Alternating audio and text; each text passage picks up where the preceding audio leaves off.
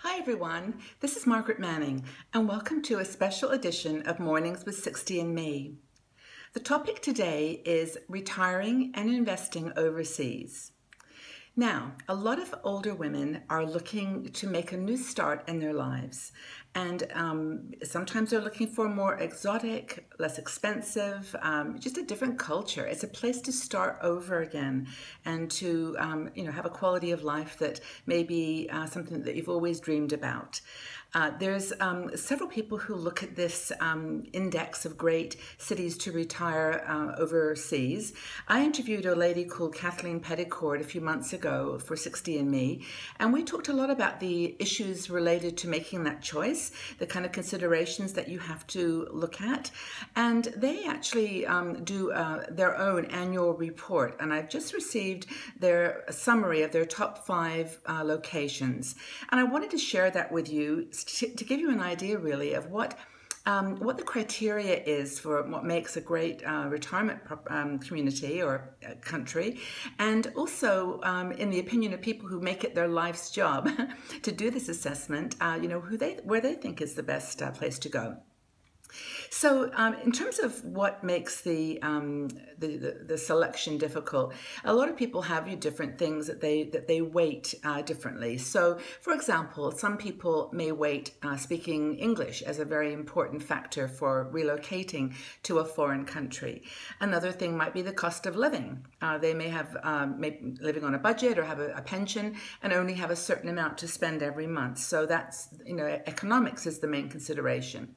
Another could be community networking and just entertainment, fun things to do. And of course, there's always the weather, whether you want to live by a beach or in a countryside, and whether culture is an interesting element for your decision. So, those are only a few of I think it's like about 20 or so points that they look at in determining the best places to retire abroad. So I actually was surprised at a couple of these because in the past I've traditionally, read that places in Ecuador or Panama or overseas locations, in Central America area were the most popular. But this year it's a little bit different, and I think you might be a little surprised. So I'm going to share with you the top 5. The full report I'll send a link to so that you can review it in more detail. But here's what they've said are the top 5. This is from living and investing overseas abroad. First one, drum roll, is Algarve, Portugal.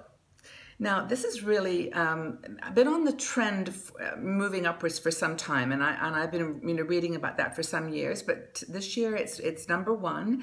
The reason for that is, that according to the report, is that it's very economical. The geography is beautiful. There's just amazing beaches. The culture is very interesting, and it's a safe place to live. There's other elements around food and just overall ambience. But that put Algarve in Portugal at the top of the list. So if you're thinking of not wanting to go to a place like that speaks a foreign language like Spanish or Italian or other ones that that you may not know, this is an option where most people speak English, and it's a very easy place to settle. So Algarve in Portugal is number 1. The second is Valletta in Malta, another European location. And I don't know whether it's because of the euro being such a good value these days, or whether people are looking for more locations that tend to speak English or have an English speaking infrastructure. But Valletta in Malta is the next choice, number 2. I've actually been there, and it's a very sweet place. It's quite a small island, but it's got a very unique culture and it's very independent. So they say here that it's one of the smallest countries in Europe, but the food, history, and culture and cost of living is what tips it over the edge as well. So Malta is number 2. Number three is one, again, that you might not expect, is Puerto Vallarta in Mexico. And again, it's on the Pacific Ocean, so it's got a great, location. But according to the Live and Invest Overseas, it's got a great opportunity for economic living, and also, just a culture that expats like us can enjoy and blend into very easily. So that's number three, Puerto Vallarta in Mexico. Now, Belize comes number four, and Belize has actually been in the top five for many years, and I think a lot of Canadian people tend to go to Belize. I don't know if we've got any women in our community who are in Belize from Canada or United States. Let us know how you like it there. It is sort of another culture, another time and a place. It's off the grid. It's a very nature-orientated spot, but there's a lot of infrastructure, housing, shops, and products that are being offered in Belize to make it comfortable for a Western tourist or Western visitor.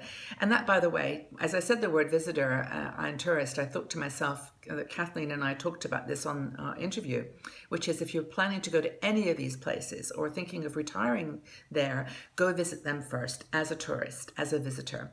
Spend a couple of months if you can. Try just living the life that you would live there and see whether you really do like it. It's very important to do that.